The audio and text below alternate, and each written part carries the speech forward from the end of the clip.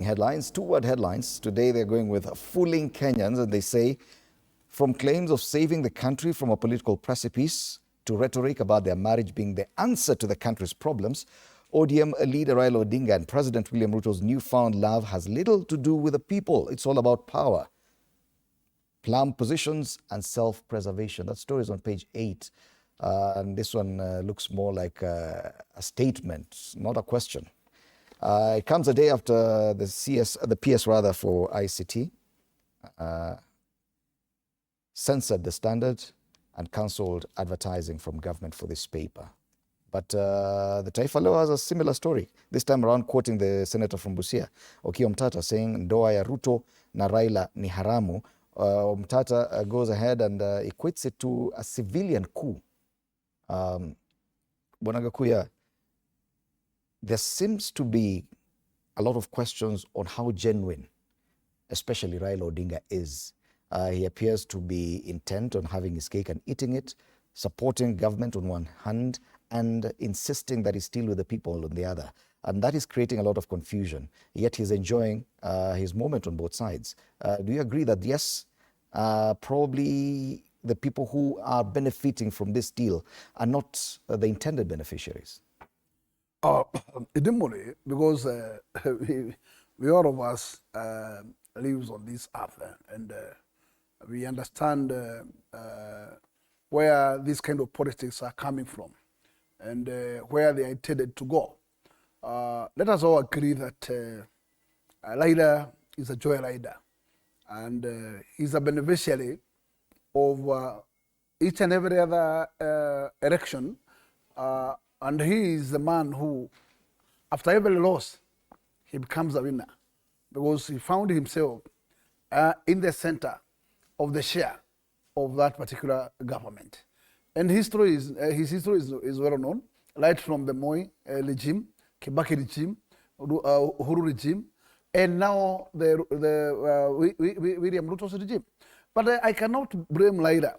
I can only blame the followers of Raila, because they always follow him. Most of them, they follow Raila on a dark way, because whether he's wrong or right, they still stand firm behind him, as if it is what I would say a cartel or such kind. Because for sure, it is not many communities in this land who will just walk blindly and follow a leader blindly. But you realize, even when Raila is benefiting alone, none of his followers is talking. They are comfortable with that kind of arrangement. And especially like when there was a handshake between him and Uhuru Muigai Kenyatta, he benefited alone, because very few, because that during Uhuru Muigai Kenyatta there was no 50 share. Actually, it was just a mkeka and few things around there. But I realized, remember, no single cabinet position was given to Raila. And therefore it tells you he took a very small share in that particular arrangement. But his people were still comfortable on this. This tells you Raila is a joyrider, and number two, he's very selfish. Because today he wants to tell Kenyans that, how doing Kenyans tell them that he has moved to this arrangement so that the 10 irreducible conditions he have given can be fulfilled. Must then be fulfilled when you are in. In fact, when you sleep with the government, when you get into bed with the government, how could your voice now raise again? Your voice has been taken away. And that's the correct position. Because anytime you want to speak on behalf of the people, you have been silenced through something under the carpet. And that's what will happen.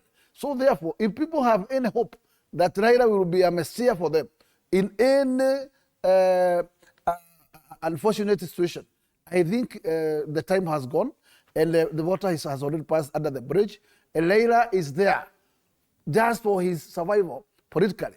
And this is purely to eat the bread, and the butter, and nothing else.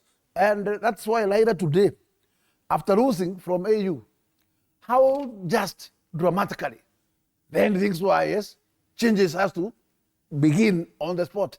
And Raila, let me tell you, he was followed all the way to Dubai when he was at his holiday there. And everything was set so that Raila cannot utter a word, anything against his marriage with William. And it was made sure that he cannot utter anything. He must follow William Ruto's works as if he's a blind person.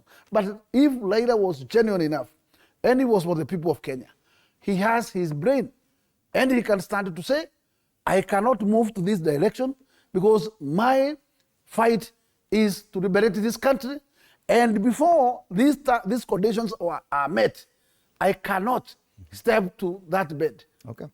And therefore, there was enough time for him to say, I cannot compromise Kenyans.